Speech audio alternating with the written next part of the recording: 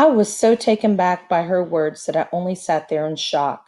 It wasn't things I longed for. What I wanted was far simpler and somehow much more complicated.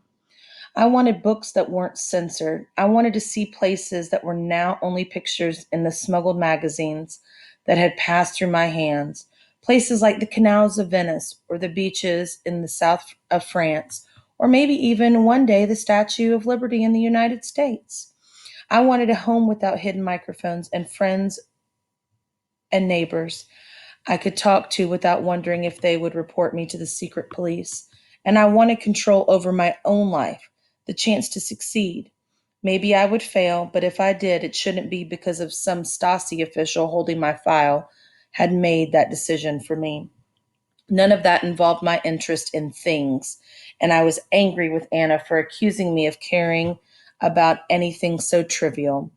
If you don't want the corn we grow, then that's fine, I said. I wouldn't share it with you anyway. Then I stood up and marched away. Only then did I realize the strange irony in my words to her. Of course I wouldn't share our corn with her. I couldn't. There was only one reason for us to be on that land, and it had nothing to do with the garden. Chapter 20.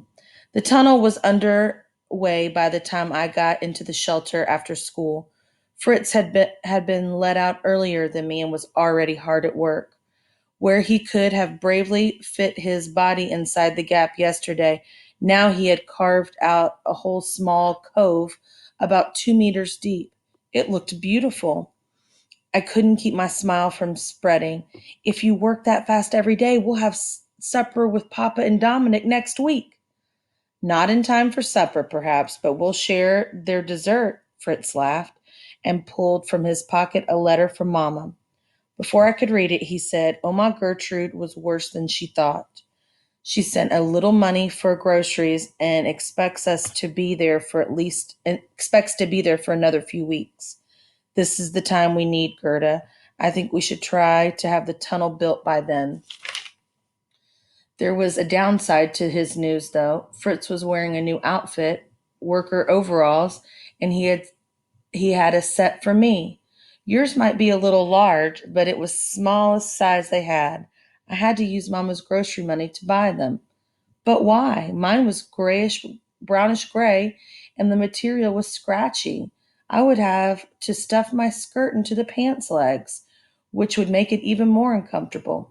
Even the hardest working farmers would never come home as dirty as we're going to get. These clothes need to stay in this room, and we'll put them on over our clothes to work.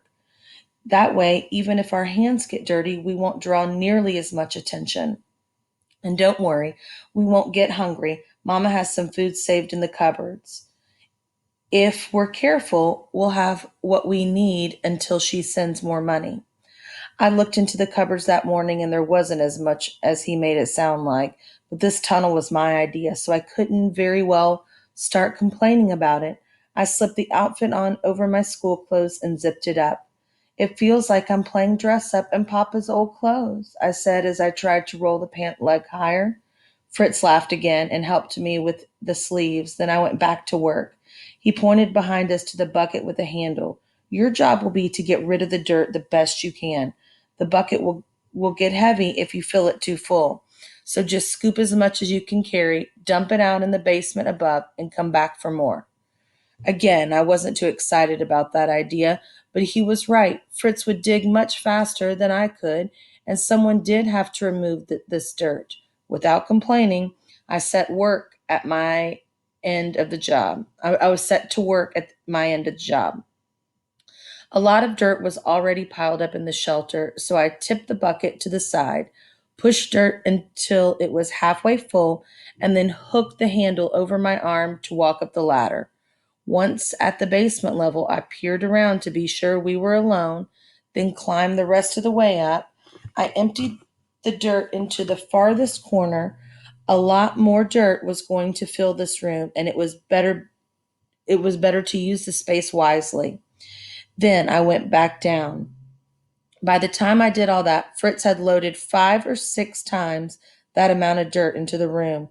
I needed to work faster, so I did, But it didn't take many more trips up and down the ladder to realize I'd never been able to keep up with him, and I was already getting tired. Maybe Fritz's job required more muscle, but I became convinced that mine was harder. I filled the bucket with as much dirt as I could possibly lift, and then had to balance that while I'm climbing the ladder. After only an hour, my arms were beyond tired and my legs were worse. I became thirsty, and the overalls were so warm I wondered how long it would take before I baked in them.